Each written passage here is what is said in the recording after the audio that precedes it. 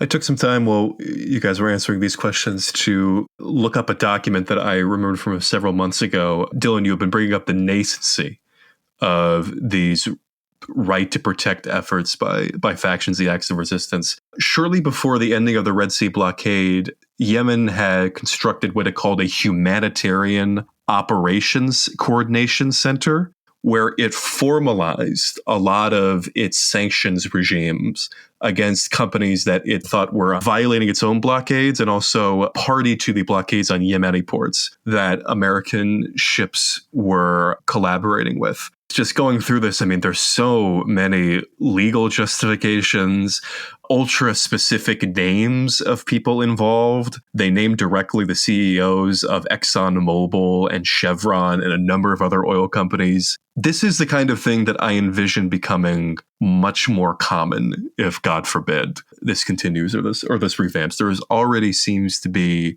structures in place to make this a much more formal argument, at least by the Yemeni side.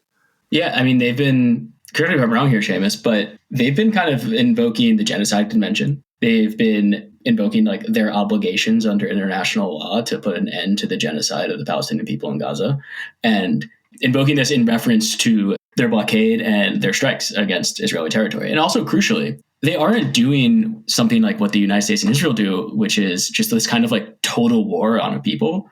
They are being very, circumspect actually in their aspirations. They're saying, if you do the ceasefire, this stuff will stop. Just stop attacking them. And they've kept to it. They've abided exactly. by it. Yeah. And that is also in keeping with the letter of the law. You're allowed to do, right? Like the only way you can use military force is really to like bring an end to the violation. And beyond that, you're supposed to stop. Right. And that is precisely what the Yemenis are saying. Like, we are using this force to bring an end to the violation of the Genocide Convention by the Israelis. And they are, as we've said, they are using the language of the law and using the spirit and almost the letter of the law too, in service of vindicating the law. But it's still illegal because they're an anti-systemic actor and because the system will not sanction their use of violence. But this violence, it is itself like kind of an imminent critique of the international legal system. Like, that I really think is what both Dylan and I were trying to bring out, that this revolutionary violence is not a critique from the outside. It's not representing an alternative thing that is just antagonistic in that way. Rather, it's an imminent critique. It critiques it from within the system itself. And that's what makes it so much more powerful and so much more revolutionary.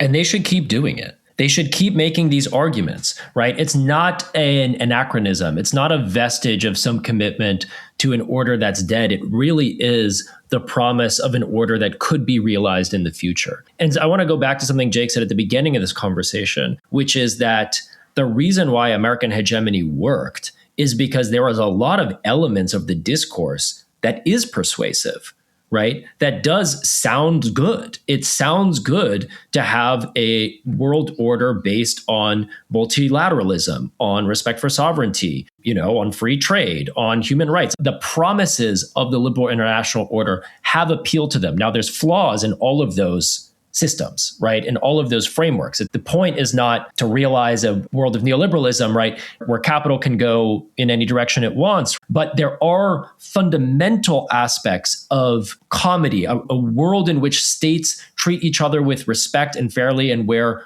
actual national liberation in the form of non-domination can flourish. And that's the promise that America never will be able to fulfill, right? Because of its colonial ambitions, because of its structure as a settler colony.